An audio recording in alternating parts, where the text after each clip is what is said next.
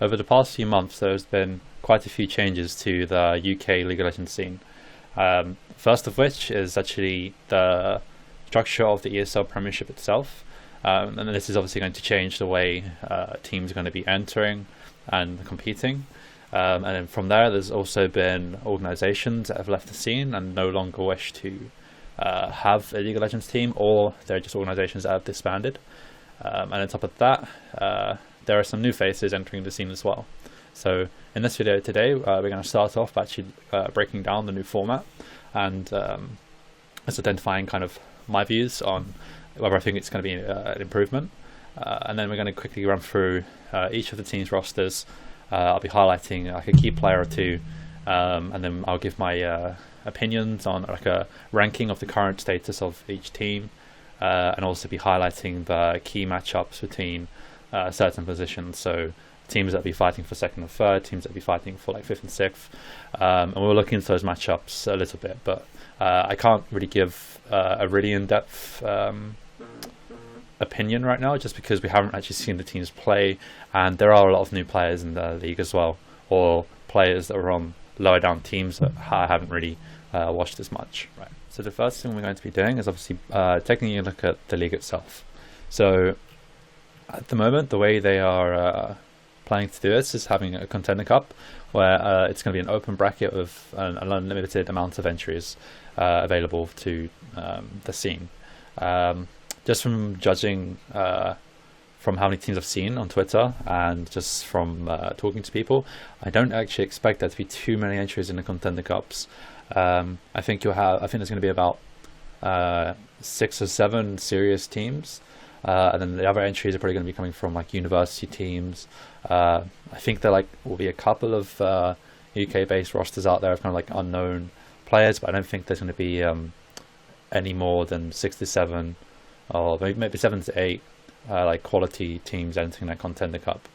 But yeah, so how this is going to work is going to be an open bracket, and then basically the top 8 teams is going to be 4 Contender Cups, and then you'll be scoring points based on your placing on each Contender Cup, and then it'll progress. The top 8 teams will be going into the group stages. So the group stages are actually going to be different from last year. They're no longer going to. It's no longer going to be a table, and you're no longer going to own a spot. That the group stages this year are actually going to be another bracket. So it's going to be a closed bracket based on the teams that are qualified.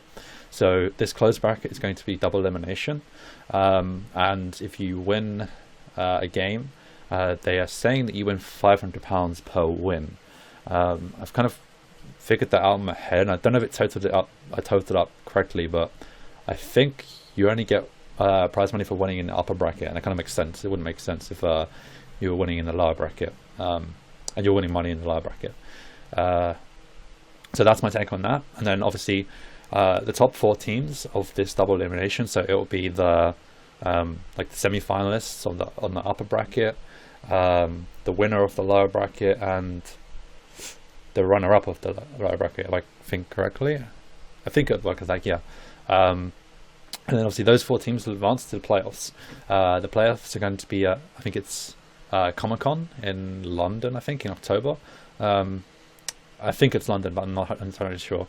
But yeah, the playoffs will be in October, and this will be basically what they were last season. You have the 2 semi-finalists based on the seeds from the group stages, and then semi-finals going to the final. I think you can work that out yourself. So yeah, that's pretty much how the league is going to work. So my actual thoughts on this compared to last season, I feel like this this format kind of helps with the issues that UK have seen had in the past in terms of like the stability of rosters, because it's going to be going over a much shorter period, and I assume like the Contender Cup's going to happen over like 4 weeks. The group stage is going to happen over 2 weeks. So as long as you can just get a roster together for like the 2 weeks of the group stages, and then I'm sure people will want to stick around for the playoffs. It's not going to be like a drawn out group stage where a team may lose their first 3 games, players get demotivated and they leave. So on that basis, I feel like it's a positive. The other positive from this as well is that where it's shorter and it's in a double elimination brackets, and we have the single elimination Contender bracket, I think there'll be more room for best of threes throughout the season. So this eliminates kind of RNG of like just losing one game and then because last season in the single round robin best of one, it was pretty fucking ridiculous where we could, for example, let's just use ManaLight example. In the regular season, like we just beat Exertus in one best of one, and then that one victory puts us in the highest seed, avoiding Renegades in the semi-finals on the offline playoffs. So while you could argue, okay, ManaLight were better, it still didn't give Exertus the opportunity to beat us essentially. And if they had won that series, we would have played Renegades in the semi-finals. You saw what happened to ManaLight in the final versus Renegades. Not to put a downer on my own team, but it's just an example of how that single round robin best of one format was just absolutely dreadful. And even this may not be optimal, but it's still an improvement on that, because that was such a big negative on its own. So yeah, I feel like this is only really positives from last season. I feel like they can refine it, and maybe I hope that like after a couple of maybe seasons of this, and we have more orgs coming in because it's more stable, that once the orgs are there, we can move back to a league format, because the problem with this is you don't really own a spot and there's no real stability in terms of guaranteed competition for the organization. So long term for orgs, this format isn't going to be good, because they don't own a spot. They don't really, if they increase their investment, there's no guarantee on their investment really. Every season they're going to have to go for an open qualifier, so there's much bigger elements of risk every season for organizations. So yeah, that is the downside of this. So I'm just hoping like we go over this for a couple of splits. Like people are more confident to come back because of like the whole stability thing in terms of keeping your players together, and then I think we should look to move back to a league format, hopefully best of threes as well, or even something like best of twos. Like it's not maybe the most entertaining, but it's still better just for the competitiveness of it. And it works with a single round robin format as well, so the time issue solved there. We're going to look at the organisations that have left the UK scene, and we just jump straight into it and just say FM commented back to me saying they're just not interested in having a league team anymore. I got a similar response from Infused, but that was just via Twitter. Exertus have gone completely AFK. They have no tweets on their Twitter account, and they haven't paid any of their players and got back to them, so that's a bit worrying there. ManaLight have also left the scene. They actually disbanded and made an announcement, and yeah, there's just nothing going on there. And the roster still is around, not the full roster at the moment. However, they have moved on to another org. Okay, so next is LA Renegades, now known as Misfits. They won the ESL Premiership last year, and they also won I-57. They've obviously rebranded to Misfits, and they are in Challenger Series, and they won Challenger Series, and they're in the promotional of LCS now. Right, so the first team we're going to be looking at is Last Remedy Gaming. Their roster on like paper, including Wendelbo now, is definitely up there as one of the better rosters. I will go into more depth about where I've placed them in the ranking later on. But obviously the highlight player for this roster is obviously Wendelbo. He played for Team Huma in the Challenger Series last split, and they had, mediocre results, and I don't know, he's obviously going to be one of the best players in the UK Premiership. Whether or not he's going to be able to like shock all his team to like a top 4 finish will be seen. I'm not entirely sure they're going to beat I-58. Like they said, they'll be in the ESL UK Premiership, but I guess we'll wait and see for that as well. Okay, so moving on to Team Paria. Team Paria were in the ESL Premiership. I think it was 2 splits ago. They failed to qualify for the last one. Their roster hasn't changed too much. They had Vixie, Sam Hodge, I don't know how to pronounce it properly, and then Bartinio. I think I'm pronouncing it right. Sorry if I'm not. So I think those 3 players were there before. I know Sam, Hodge and Bartino was. I'm not sure if Vixie was on another team, but I know she was on a team. I think it was Paria before as well. I'm not entirely sure. But Ryan, I don't think he was on them before. And T-Rex, I'm not entirely sure. But I don't know. They're one of the lower of the pack teams out of the better teams in the UK scene. I think they'll be in the top 8, and then you'll see where I place them in a minute. But I can't really highlight a key player here. I don't know them well enough. Haven't seen them play enough to just say, okay, this player is definitively the best player, or there isn't a player that I think needs to perform for this team to do well. So that's why there's no highlighted player here. Now Perilous Gaming. This roster and their coaching staff has actually been in construction for a while now, which is a good sign. They did get the team together quite early. I get to praise them for that. They had problems with the roster. I don't know exactly what they were. And they've made changes. They do have a roster together, so I think that's pretty good. And they've obviously got Prosper and Artorias in from M&M last split.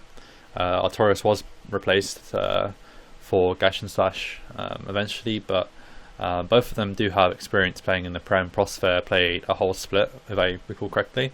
I'm not sure we played the split before that as well, so I don't know. I think he was outside the Prem actually for a split, but yeah, he has the most experience here playing, at least in the UK Prem. So and I've highlighted him because he had okay performances last season, but for this team to cement itself in a top 6 position, I feel like Prosper kind of just have to just take this opportunity with this team and just trying to lead them to that top 6 finish. Okay, so moving on to eSports. Scudsy is the player I've highlighted here, mainly because he's been on the roster along with Sebia for a while, and he's going to understand a lot of what Banditos kind of wants from this team, why it's been built, and what it's kind of meant to do. And he probably knows his role by now and understands how Banditos works at least.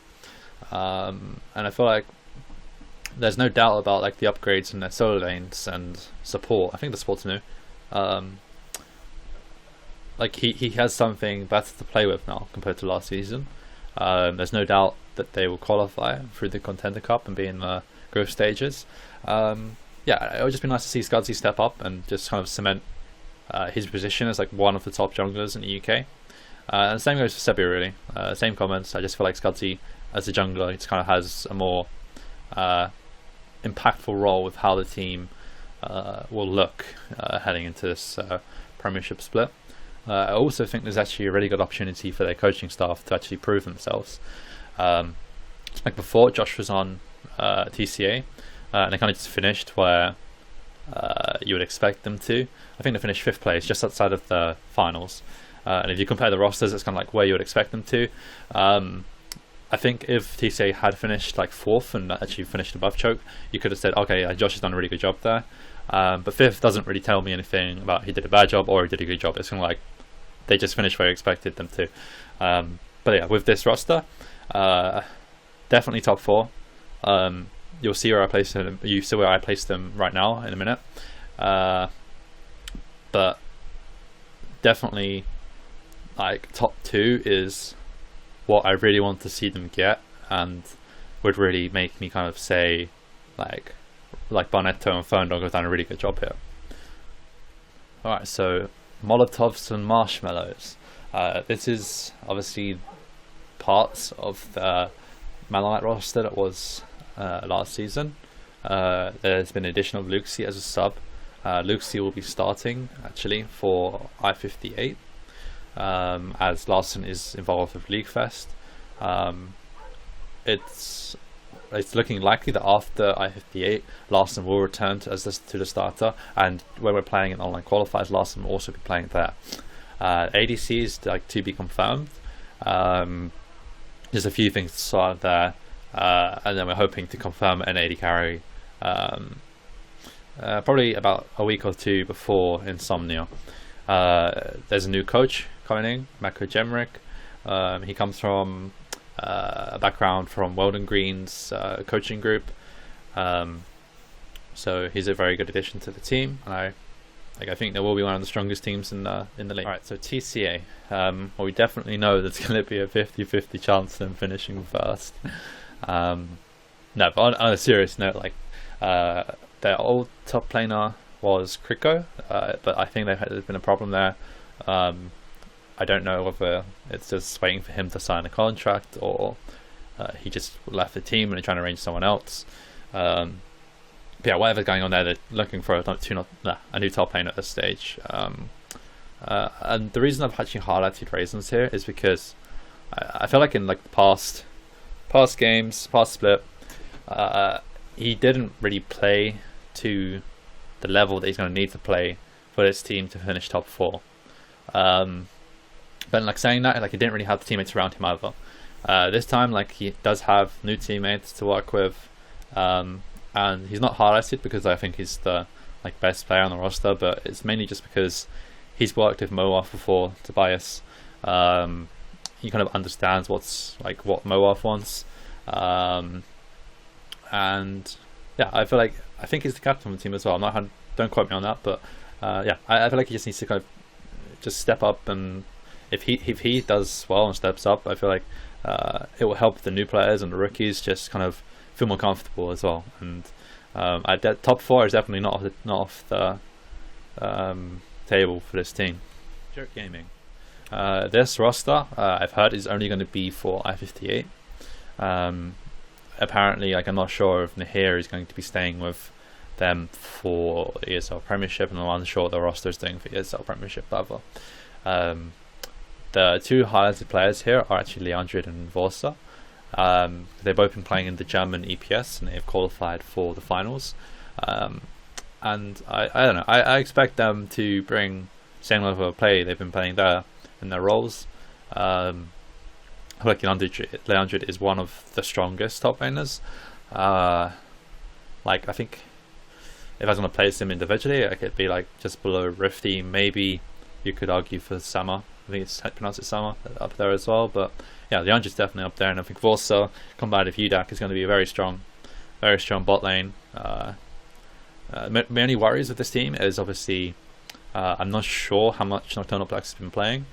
I think if Nocturnal Plex has been playing a lot and practicing, they've been scrimming, and they can get Brixton back to form or mid lane, I definitely feel like this is going to be one of the top rosters. Okay, so now looking at my top 8.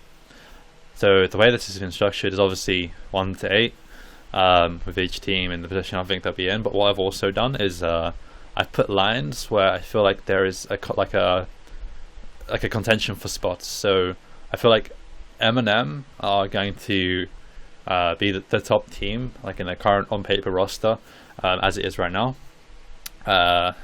Then just looking at like XL Choke, I feel like this is a really hard one for me. Like I felt like there are certain aspects where Choke just do have the upper hand, but I just have some doubts about like characteristics in the team that XL can overcome if their coaching staff has them prepped. Like I don't want to mention the specifics, but I don't know. I definitely can go either way, and I will talk about more of that matchup in a second. And TCA and Last Remedy, I've actually put TCA top 4. This is going to be another difficult one as well. Obviously Last Remedy do have Wendelbow, and that is a big plus point in terms of like just looking at them side by side.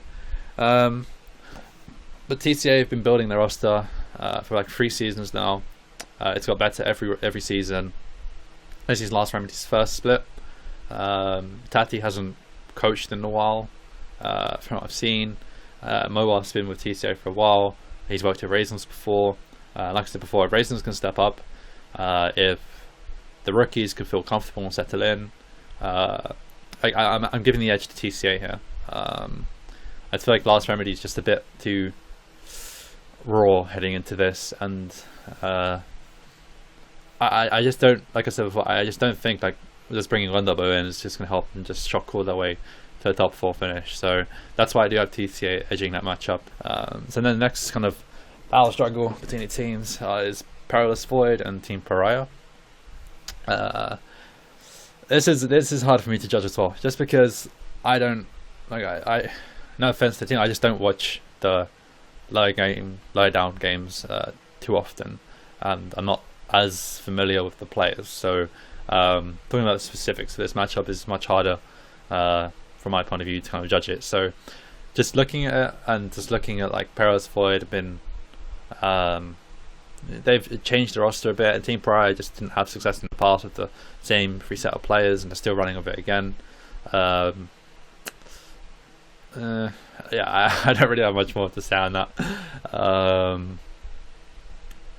Yeah, and then for 8th, I just think it's going to be there's been loads of other random signups, and I think like a team like the TCA University of Birmingham team could be up there because they usually perform quite well in terms of like open qualifiers and stuff. They've never really qualified, but they're usually up there.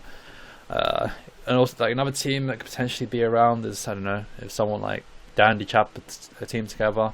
It's maybe not going to be the best team, but like if you can find some people, I mean, Dandy Chap, Loza, those sort of guys, if they put a team together, definitely could be up there. Like they could even contend Team Paria and Perilous for their spots. So, alright guys, that's it for this video. Thanks for watching. Like all the opinions in this video are just kind of, I just kind of kept it kind of brief this video because we haven't really seen anything of the rosters yet. We've got new players coming in, so I don't think it was really appropriate for me to like definitively say like one team's going to be better than the other. But I mean, I've given like a general overview. I hope you enjoyed the video. If you did, give it a thumbs up, and I will keep making these.